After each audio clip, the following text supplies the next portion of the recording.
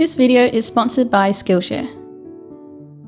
Hello, I'm Mimi. I'm an artist and creator, and I know how overwhelming it can be to start your own creative business. So I've been collecting your creative business questions to answer in today's chatty Q&A while I draw a little illustration. I've been running my own creative business for 4 years now, teaching myself digital illustration, becoming a picture book artist and YouTuber, and I've definitely learned a few things along the way. So let's just get straight into the questions, starting with the first one, where to start with setting up a creative business. There are lots of ways to build a creative business, so it definitely can be overwhelming when you're starting out. I recommend spending some time researching your different options without the pressure of actually doing anything yet, just so that you can see what other people are doing and so that you know what's possible. Things like what are they selling and how are they telling people about their products or services. Then I think it's important to understand why you personally want a creative business in the first place and how much time every week you want to be spending on it so that you can choose income streams from your research that support that and also marketing platforms that support your goals. I have a Skillshare class on planning your creative business where I guide you through this process with a workbook if you want a little bit of support. Otherwise, you can just write all of this down on a piece of paper in a good old-fashioned brainstorm. It's a lot to think about when you're just starting out, but take it one thing at a time until you have a rough plan laid out that you can action. And then when it comes to the legal business side of things, I unfortunately can't really help much there because it's different in every country and for different individual situations. But you can usually find information on government websites, and sometimes local councils have advice or mentorship for small businesses, so see if anything like that exists where you live. Now the second question is, how do you know which artworks could be turned into products that will sell? You'll probably get a better feel for what's likely to sell with practice and experience. So in the beginning, I think the best way to know is to try things and also to have a good understanding of what it is that your audience wants. You could post your art on social media and see what gets the most engagement, make a small batch of products to see if they sell, or ask in polls what people prefer. If you are doing polls, then rather than just asking your audience what they would buy, give them the option of a few artworks and ask them which one they like the best, and you might get more feedback. There's no perfect way to know what will sell, and even experienced artists or large companies don't know for sure. Sometimes something that we think will do well doesn't, and vice versa. If you sell physical products and are worried about the upfront cost of making products that don't sell, then you could try doing something like a pre-order where customers purchase before the product is ready and before you've committed to making them. That way you can find out how much interest there is first without the financial commitment. The third question is, how do I engage with my audience more and build a community? How do I make viewers want to return to my page? Building an audience has been a really important part of my journey, and something that I did quite a lot in the earlier days of my social media accounts was to participate in art challenges. Either by hosting your own challenge or joining someone else's, you're engaging directly with the art community, and there are always people joining those challenges who are looking for new accounts to follow. It's a nice way to make art friends and genuinely connect with people. If your audience isn't the art community though, then you need to identify where your community hangs out online and look at how other accounts are engaging with that community. Are they really active in their Instagram stories, or are they engaging a lot in their comments, or maybe they're sharing their art or lives through Reels? It really depends on who your audience is, what they're looking for in an account to follow, and what you can offer them. They'll only follow you if they see something on your page that they want more of, so think about what kind of value you can provide them. You might be teaching them something, your art might make them feel happy, you might be sharing an insight into your process. There are really a lot of ways to provide value online, and you just need to find out what kind of value that you want to give. The next question is, how did you handle the beginning of YouTube with so much work and zero payoff? I'm feeling like it's not worth it. I started my YouTube channel to share value with my audience because I was really enjoying growing a community, so there was always a reason that I wanted to do it outside of the financial payoff, and I think that's really important when you're starting something that A, takes a long time to grow, and B, has no guarantee of ever being monetized. If you don't enjoy making videos for yourself or for your community first before getting paid, then it probably won't be worth it for you because it does take a lot of videos to get off the ground. But if you enjoy making videos for the creative process, for having something to share with the world, or for sharing something valuable with your audience, then I definitely think it's worth it. Also, getting monetized is not the only payoff. YouTube videos are a way for people to find you and the other things that you create or sell, and it's a way to build trust and relationships so that when you want to launch something, you immediately have people to tell about it. So on its own, it can be a great marketing tool, even when your audience is small and still growing. But if making videos is a real chore for you, then maybe blogging, email newsletters, or social media are a better fit for you. The next question asks, how can you grow Patreon support without using social media? If you want to grow a customer base for any product or service that you're selling, then you need to market it to your target customer. So social media is really useful for that, but it's not the only kind of marketing there is. You can create a blog or email newsletter and build an audience base that way. You can go to in-person events like markets. You could start a podcast or pay for advertising the more traditional way. To convert a potential customer to a paying subscriber on a membership site like Patreon, you'll probably want them to already know about you and what value you provide. So consider having some free content on your Patreon that people can try before becoming a paid member, or send traffic to your Patreon sign-up page who already like and trust you, maybe from your blog or email newsletter. So then I had a few questions about how to get clients and paid opportunities with your art, so I'll bundle those together. I mostly have experience with selling art as personal portrait commissions and creating picture books for publishers, so I can tell you how to sell your art in that way. But if you'd like some advice finding professional clients, then I can really recommend a great class on Skillshare, who just so happened to be the sponsor of today's video. Skillshare is an online learning community with lots of great classes on different creative topics like entrepreneurship, but also illustration and digital art. I have 2 of my own classes there. The first one is about planning your creative business, and the second is about growing and maintaining your income streams. But I really want to recommend this great learning pathway that they have called Become a Freelance Illustrator. It includes 3.5 hours of video classes by 3 different teachers, sharing how to develop your portfolio, find your first clients, complete a professional illustration project, plus a whole class on selling art commissions online. It's such a great bundle of information if you're ready to get started selling your art to clients, and I love that it guides you through the whole process from start to finish. You can actually watch this whole learning pathway as well as my classes on Skillshare for free, because the first 500 people to use the link in the description will receive a 1-month free trial of Skillshare. I know it can be a bit overwhelming knowing what to watch with your free trial, so here are some extra classes that I think are really great to help you get started. Thanks so much to Skillshare for sponsoring this video. Now let me tell you about my personal experience about how I started selling my art. So I spent most of my first year developing my art skills, and at the time I was illustrating every weekday to improve my art and then posting that art to Instagram, and I was slowly growing an audience. After about 9 months, I had someone reach out in my DMs asking me to illustrate a commission for them, and I didn't think my art was ready, but they seemed to like it, so I illustrated a dog portrait for them. After that, I opened up commissions more publicly and had a slow but steady stream of portrait commissions. I would post some of them to Instagram when they were finished to help promote my commissions, and I would talk about it in my Instagram stories. And I wasn't earning enough to pay all of my bills or anything, but it was the first money I was earning from my art, so I was stoked about it. It definitely became easier to get paid commissions as my audience grew, because there were just more people to see my art and also my announcements for when I was offering portrait commissions. But you can still sell commissions with a small audience, especially if that audience is really targeted. Okay, let's jump on to the next question, which is how do you choose a niche? And specifically, this question is talking about having one style for commissions and client work when you like working in different styles. So if you want to have a defined style for something like commissions or your portfolio, but don't want to be restricted forever, then you can always start with one style for your professional work, whether that's personal portrait commissions, a professional portfolio, or for selling on products. And once you've established an income in that style, then you can try branching out to different styles.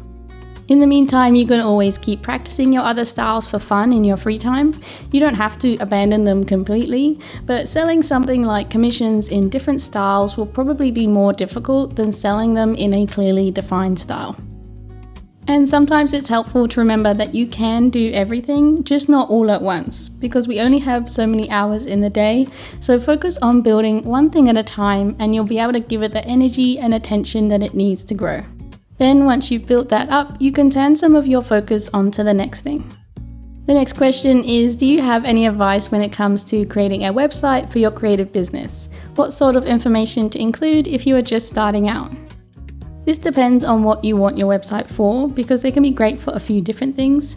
And once you know what you want people to find when they visit your website, you can make sure that that information is front and center. If you're just getting started, then you might want your website to just be a landing page with a little introduction and a way for people to contact you. So it's almost like a business card that you can send people to for more information about you. If you want your website to act as an art portfolio, then you'll want to feature your art first, especially your strongest art pieces, and also probably have a little introduction to yourself as an artist and how someone can contact you.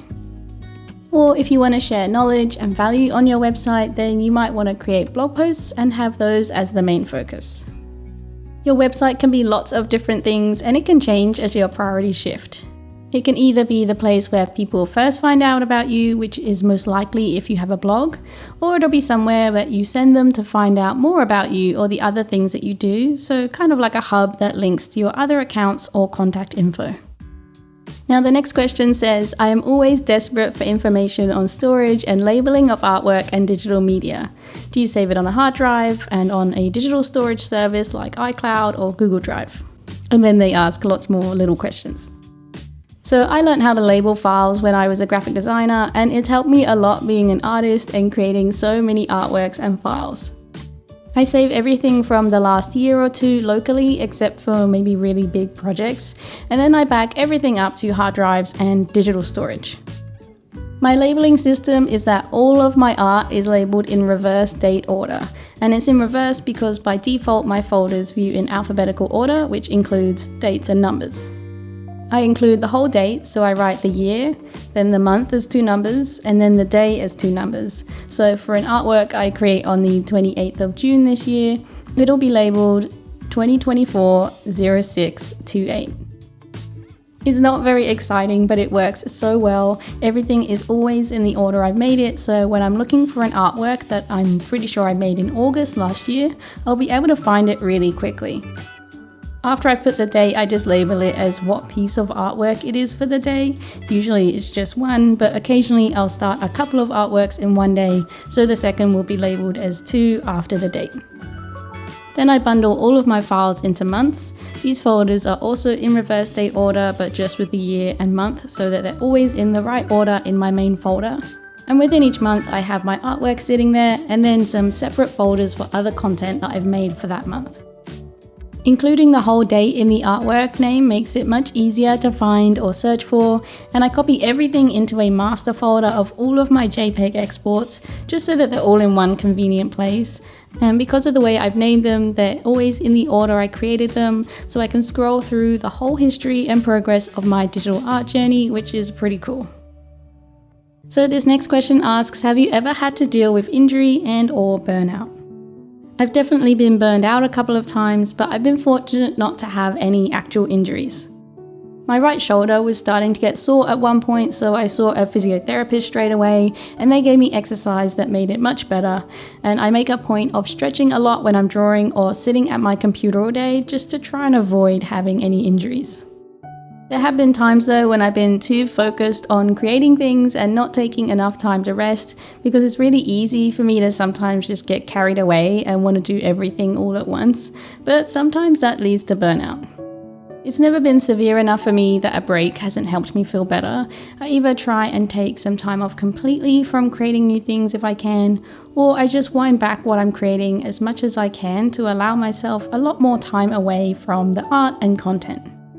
It's difficult to balance, and I naturally have seasons where I work a bit more or a bit less, so I'm not sure if I ever have a perfect work-life balance, but I'm not really sure that we're built that way anyway. I just try and go with the flow these days, and if I do have more work on for a month or two, I make a real effort to recharge for a while afterwards. And the next question is, could you tell us more about the doubts and fears of your first year of the illustration career when you were just starting? So I had a rough plan right back when I first started, but I had no idea if it was going to work or not. I could see other creators having success with their art online, so I thought, why can't that be me as well? But also I had tried to start a creative business before and it hadn't really worked, so I wasn't super confident. I had quite a few doubts, but I tried to focus on what I could control rather than what I couldn't. So I mostly focused on developing my art skills while I created content for social media, because I knew that if growing an audience didn't work, then at least I would have achieved my goal of getting better at art and would have a portfolio to show for it. I did still have some graphic design freelance work when I started doing art, so I wasn't relying on my art to make me money straight away.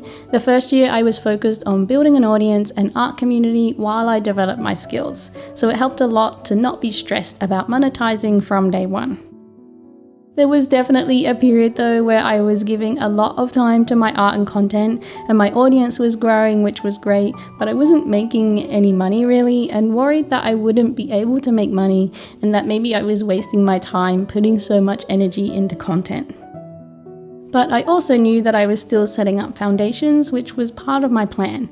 So actually I was on track, and it helped me a lot to have had a realistic plan set up from the beginning that I could refer back to and see that I was right where I was supposed to be, even when it didn't feel like it. So I just have a couple of questions left. This one says, how do you prepare for a new shop or product launch? I would actually say that I'm not very good at shop launches. It's very rarely that I launch a new product and have it go crazy on the first day. I'm better at selling my products slowly over time. But my process is to make my new products, share parts of the behind the scenes process as I go, list everything on my shop, and then tell my audience about it on all of my social media accounts. I also try to share positive feedback as that starts to come in that I might get through reviews or DMs. Something that more successful shop launches do is to create urgency by having a limited number of products that might sell out, which encourages people to purchase quickly. I don't do that because all of my products are digital and there definitely isn't a limit to them. You can also create a launch sale to create that urgency though, so run an offer that's on for a limited time, and after that people will have to pay full price, so it kind of encourages people on the fence to purchase quickly. I've also seen people offer early access to a shop launch to their email lists to encourage their biggest fans to join their newsletter and create some exclusivity. So there are quite a few things you can do to help your shop launch be successful. Definitely let people know that you've got new products coming soon to create some anticipation, but also tell them why your new products are a good fit for them. And sometimes a shop launch just doesn't go as well as you'd hoped, partly because we see videos of people launching products and getting hundreds of orders. But for a lot of us, it can be really quiet when we first launch something, and each launch we learn something new for next time. So don't be discouraged if your launch doesn't go crazy successful straight away. It doesn't mean that your products won't be successful. And the last question today is, when is it the right time to start a creative business from scratch? As soon as you feel like you have the excitement and motivation to commit time every week to building something from scratch, then you're ready.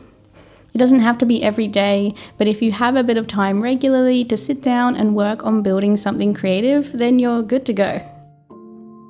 Do some research into what you might like to build, get clear on what you want to get out of a creative business, make a rough plan for how you'll get there, and start building towards that consistently. You don't have to commit full-time or even part-time straight away. If you only have a few hours a week but you're passionate and driven, and then that's an incredible place to start. If you've had this nagging feeling for a while now of wanting to do something creative for a job but haven't quite been able to put your finger on what exactly that is, then just start experimenting. Start learning some skills and you'll soon find out what works and what doesn't work for you. But you do just have to start, otherwise you'll never know. So my illustration is finished and hopefully I've answered lots of your questions. If you'd like to use any of the brushes that I used today, you can find them all on my Etsy shop or join me on Patreon for art tutorials and my monthly illustration club. Thanks so much for watching this video. Give it a like and subscribe if you haven't already for more art and business videos. I'll see you in the next one. Bye bye.